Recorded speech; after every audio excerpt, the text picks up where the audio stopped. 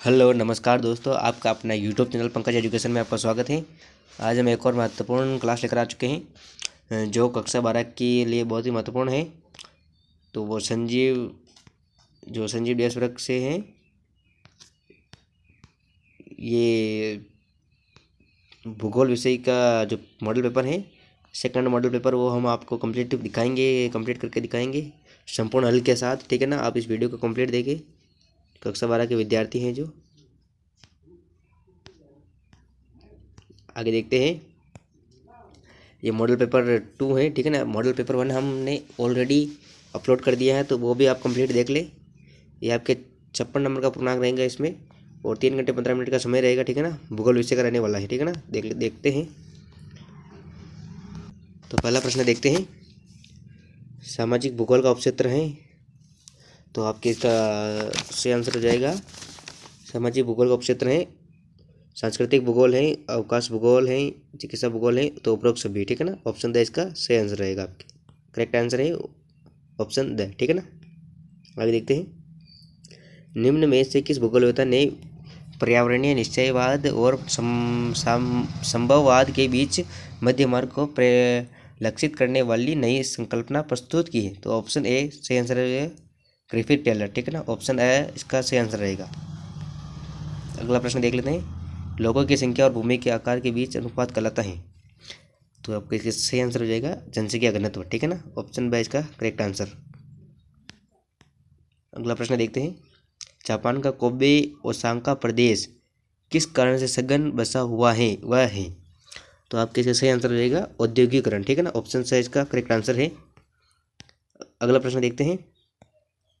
अति उच्च मानव विकास सूचकांक वाले देशों में सूचकांक का स्कोर होता है, तो आपके इसका सही आंसर हो जाएगा ऑप्शन ए। ठीक है ना। 0.800 से ऊपर। ठीक है ना। ऑप्शन ए इसका करेक्ट आंसर है। अगला प्रश्न देखते हैं। निम्न में से कौन सी रोपण फसल नहीं है? तो वो है चावल। ऑप्शन द इसका करेक्ट आंसर है। ठीक है ना। नहीं है ये पूछा है। ठीक है ना। अगला प्रश्न है। निम्न में से कौन सा एक प्रकार का उद्योग अन्य उद्योगों के लिए कच्चे माल का उत्पादन करता है? तो आपके इसमें सही आंसर हो जाएगा आपके ऑप्शन से आधारभूत उद्योग। ठीक है ना। ऑप्शन से इसका करेक्ट आंसर है। ठीक है ना। आगे देखते हैं। स्वर्ण कॉलर कहे जाने वाले क्रियाकलाप किस क्षेत्र के अंतर्गत आते हैं? तो आपके इसका सही आंसर हो जाएगा ऑप्शन ए। ठीक है ना। पंचम क्षेत्र। ऑप्शन ए इसका सही आंसर है पंचम क्षेत्र। आगे देखते हैं। तरल एवं गैसीय पदार्थों के परिवहन के लिए उपयोगी परिवहन तंत्र है, तो उपयोगी परिवहन तंत्र है आपके इसका सही आंसर हो जाएगा। आप इसे कंप्लीट देगा। ठीक है ना। तो इसका सही आंसर हो जाएगा आपके द। ठीक है ना। The pipeline. ऑप्शन द इसका करेक्ट आंसर हो जाएगा। अगला विश्व व्यापार संगठन का मुख्यालय स्थित है, तो आपका इसमें सही आंसर हो जाएगा द जिनेवा में। ठीक है ना। ऑप्शन द इसका सही आंसर हो जाएगा जिनेवा। अगला प्रश्न है। बृहद ट्रक मार्ग होकर जाता है? ऑप्शन है, तो इसका सही आंसर हो जाएगा आपका डायरेक्ट ऑप्शन ब। ठीक है ना। ऑप्शन ब उत्तरी अटलांटिक महासागर से होकर। अगला प्रश्न देख लेते हैं। अगला प्रश्न देखते हैं। देश की जनसंख्या का कितना प्रतिशत भाग गांवों में निवास करता है? तो इसका सही आंसर हो जाएगा आपके 68.8%। ऑप्शन द इसका करेक्ट आंसर रहेगा। अगला प्रश्न देख लेते हैं। 2011 की जनगणना के अनुसार सबसे कम जनसंख्या वाला राज्य है, तो आपके गोवा। ठीक है ना। ऑप्शन ए सही आंसर रहेगा गोवा। ठीक है ना। गोवा नहीं, सॉरी साथियों, गोवा नहीं, सिक्किम रहेगा। ठीक है ना। सिक्किम। ऑप्शन द इसका सही आंसर रहेगा। अगला प्रश्न देख लेते हैं। जमशेदपुर किस प्रकार के नगर का उदाहरण है? तो इसका सही आंसर हो जाएगा आपके ऑप्शन ब औद्योगिक नगर। ऑप्शन ब इसका करेक्ट आंसर है।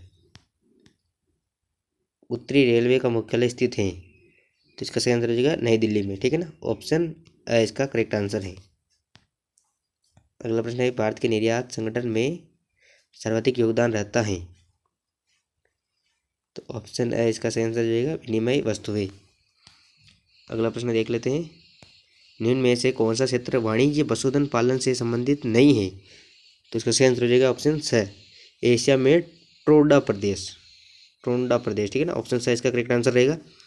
अगर आप हमारे चैनल पर नए हैं तो चैनल को सब्सक्राइब कर दे, ठीक है ना। अगला प्रश्न देख लेते हैं। राष्ट्रीय स्तर पर गंगा की सफाई के लिए कौन सा अभियान चलाया गया था?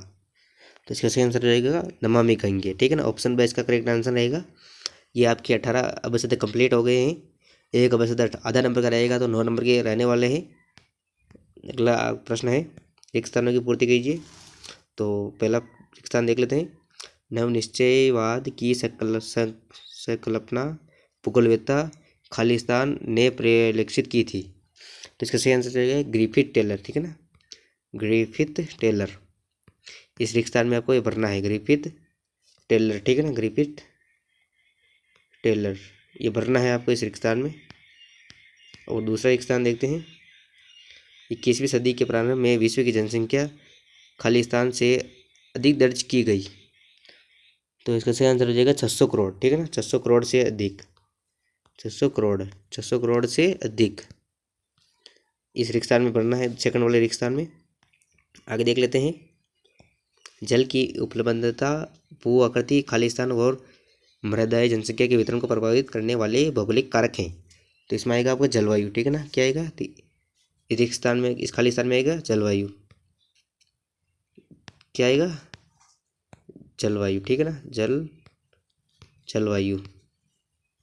जलवायु इस रिक्त स्थान में भरना है।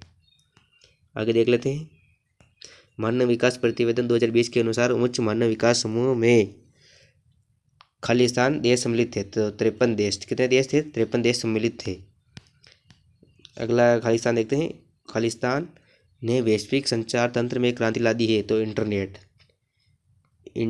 ठीक है ना, इंटरनेट ने पूरे विश्व में संचार क्रांति में क्रांति ला दी है। अगला प्रश्न है, अंतर्राष्ट्रीय व्यापार उत्पादन में खालिस्तान का परिणाम है? तो आपके सही आंसर हो जाएगा इसमें विशिष्टीकरण, ठीक है ना, विशिष्टीकरण, ठीक है ना, विशिष्टीकरण हो जाएगा इसमें, विशिष्टीकरण बढ़ना है, ठीक है ना। आगे देख लेते हैं। आगे देखते हैं। बस्तियों का प्रकार निर्मित क्षेत्र के और खालिस्तान अंतर्वास दूरी द्वारा निर्धारित होती हैं। तो इसका सही आंसर जो है दूरी द्वारा निर्धारित होती है विस्तार, ठीक है ना, इसमें आएगा विस्तार। अगला प्रश्न है, मेघालय, उत्तराखंड, हिमाचल प्रदेश और केरल में बस्ती का खालिस्तान प्रकार पाया जाता है? तो प्रलक्षित, ठीक है ना, प्रक्षिप्त, ठीक है ना। अगला प्रश्न है, रानीगंज व झरिया खालिस्तान नगरों के उदाहरण है? खनन नगरों के, ठीक है ना, खनन। अगला प्रश्न है, राष्ट्रीय महामार्गों की लंबाई देश की कुल सड़कों की लंबाई का खालिस्तान प्रतिशत है? तो 2%, ठीक है ना, 2%। ये आपके 10 रिक्त स्थान रहने वाले हैं। अगला प्रश्न है आपके अतिलिखित प्रश्न रहने वाले। तो देखते हैं पहला प्रश्न। विश्व के 10 सर्वाधिक आबादी वाले देशों में से कितने देश एशिया महाद्वीप में अवस्थित हैं? तो 6 देश। कितने देश हैं? 6 देश। अगला प्रश्न है, दक्षिणी एशिया के उन 2 अर्थशास्त्रियों के नाम लिखो जिन्होंने मानव विकास की अवधारणा के संबंध में कार्य किए। तो आपके एक तो हो जाएगा डॉक्टर महबूब उल हक, ठीक है ना, और एक हो जाएगा आपके प्रो अमर्त्य सेन, ठीक है ना, प्रो अमर्त्य सेन। और अगला प्रश्न देखते हैं, WTO का पूरा नाम? तो विश्व व्यापार संगठन। क्या हो जाएगा? विश्व व्यापार संगठन,